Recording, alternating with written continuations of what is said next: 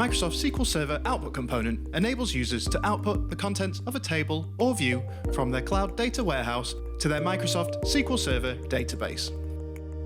Using this component, Matillion ETL can be used to push data to an on-premises server from the cloud. This component can be used to unload analytics results back into the existing Microsoft SQL Server database, allowing legacy systems to remain in sync with cloud analytics platforms. So, say you have a table of transformed data on your cloud data warehouse, but you also need this data replicated on your on-premises data warehouse for reporting purposes. In this example, we'll output a table of sales data from a cloud data warehouse to Microsoft SQL Server. To begin, add the component to the canvas of an orchestration job. It can be found on the Components panel under Orchestration, Connectors, Unload. And then there's the Microsoft SQL Server output component. Navigate to the Properties tab while the component is selected. It will select the source cloud data warehouse table, the target SQL Server table, and configure authentication and other properties.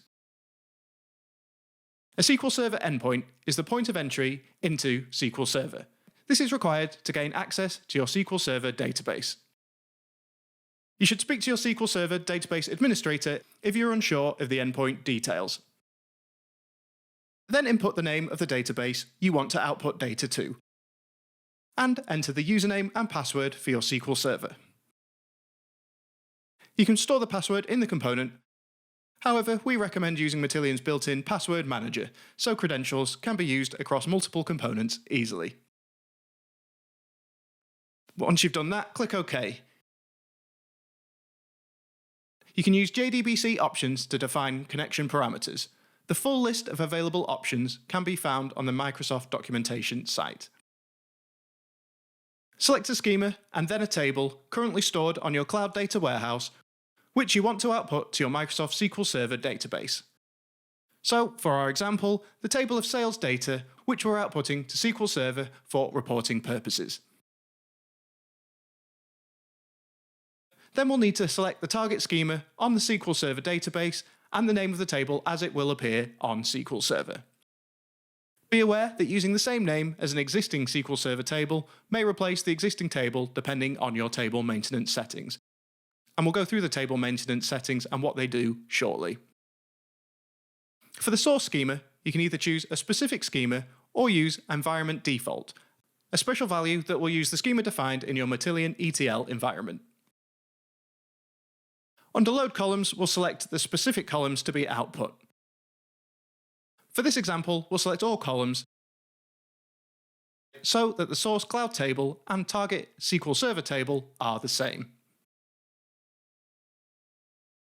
Under Table Maintenance, here we can choose how the target SQL Server table will be treated. By default, this will be set to None. This will assume that Microsoft SQL Server already has the table defined with the correct structure. If you need to create a new target table, select Create if not exists.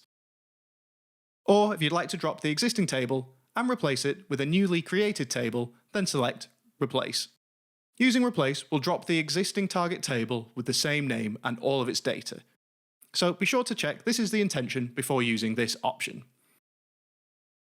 For this example, I created a table with the same name earlier, so I will use Replace to drop and recreate the table. We can also define other properties such as table primary key, table truncations, and table copy options, which can be edited to your specific requirements. For this example, a primary key of order number will be selected to match the source table. The rest of the properties we'll leave as the default settings. If they are required for your job, more information can be found on the Help tab or on the Matillion documentation site.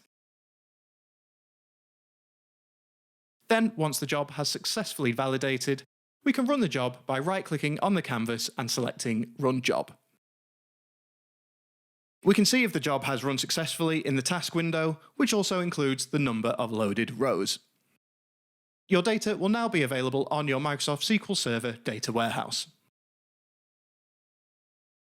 If then you wanted to use the component to keep the table updated while using the existing table structure, change the table maintenance setting to None.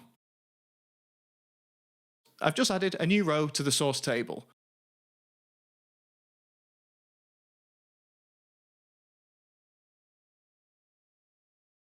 We can run the job again now and we'll be able to see the updated data in the target Microsoft SQL Server table without recreating the table.